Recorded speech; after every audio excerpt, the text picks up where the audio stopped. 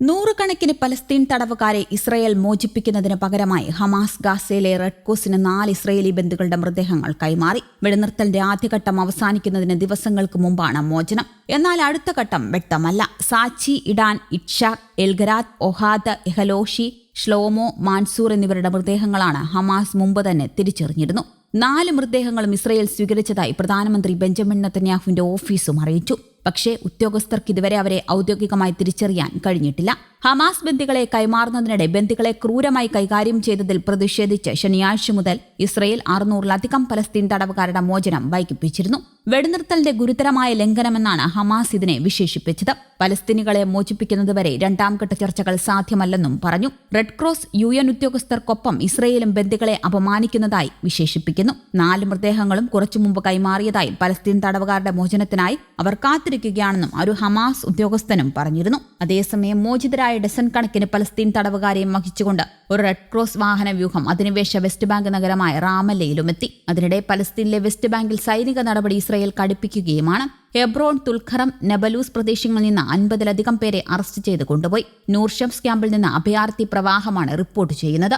ശനിയാഴ്ച Hamas മോചിപ്പിച്ച 6 Israel ബന്ദികൾക്ക് പകരം 620 Palestine തടവുകാരെയാണ് Israel വിട്ടയക്കേണ്ടിയിരുന്നത്.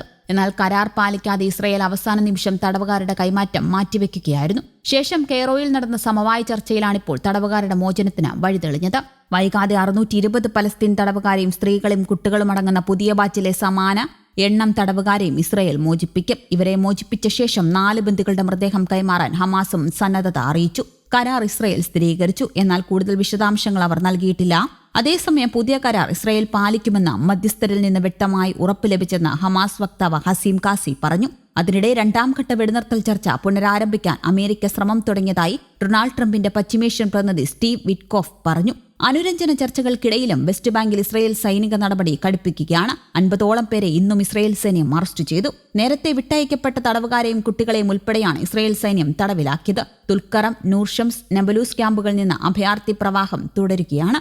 അതിനിടെ വെടിനിർത്തൽ നിലനിൽക്കെ ഗാസ മുനമ്പിൽ നിന്ന് റോക്കറ്റ് ആക്രമണം നടന്നെന്ന് ഇസ്രയേൽ. ഗാസ മുനമ്പിൽ നിന്ന് ഇസ്രയേലിനെ ലക്ഷ്യമാക്കി മിസൈൽ തൊടുത്തുവെന്ന് ഇസ്രയേൽ പ്രതിരോധ സേന പറഞ്ഞു. മിസൈൽ പലസ്തീൻ പ്രദേശത്ത് തന്നെ പതിച്ചെന്നും IDFും പറയുന്നു. അല്പം മുമ്പ് ഗാസയിൽ നിന്നൊരു പ്രൊജക്ടൽ വിക്ഷേപിക്കുകയും ഗാസയിൽ തന്നെ പതിക്കുകയും ചെയ്തുവെന്നും വിശദാംശങ്ങൾ പറയുന്നു. IDF Xലെ ഒരു പോസ്റ്റിലാണ് ഇത്തരത്തിൽ റിപ്പോർട്ടുകൾ പറയുന്നത്. 1 വർഷത്തിലേറെ നീണ്ട യുദ്ധത്തിനൊടുവിൽ 3 ഘട്ടങ്ങളായുള്ള വെടിനിർത്തൽ കരാർ നടപ്പാക്കുന്നതിനിടെയാണ് ഹമാസിന്റെ ഭാഗത്തുനിന്ന് പ്രകോപനമുണ്ടായതെന്നും ഇസ്രയേൽ ആരോപിക്കുന്നു. വെടിനിർത്തലിന്റെ ആദ്യഘട്ട ദിവസങ്ങൾക്കുള്ളിൽ അവസാനിക്കും. 100 കണക്കിന് പലസ്തീൻ തടവുകാരെ ഇസ്രയേൽ മോചിപ്പിക്കുന്നതിന് പകരമായി വ്യാഴാഴ്ച മരിച്ച 4 ഇസ്രയേൽ ബന്ദികളുടെ മൃതദേഹങ്ങൾ തിരികെ നൽകുമെന്നും ഹമാസ് പ്രഖ്യാപിച്ചതിന് പിന്നാലെയാണ് വെടിവെപ്പ് കരാർ ലംഘനം നടന്നത്.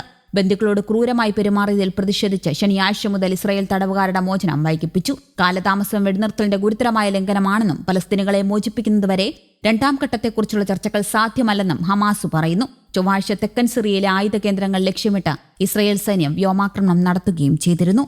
News desk, Kerala Kaumudi.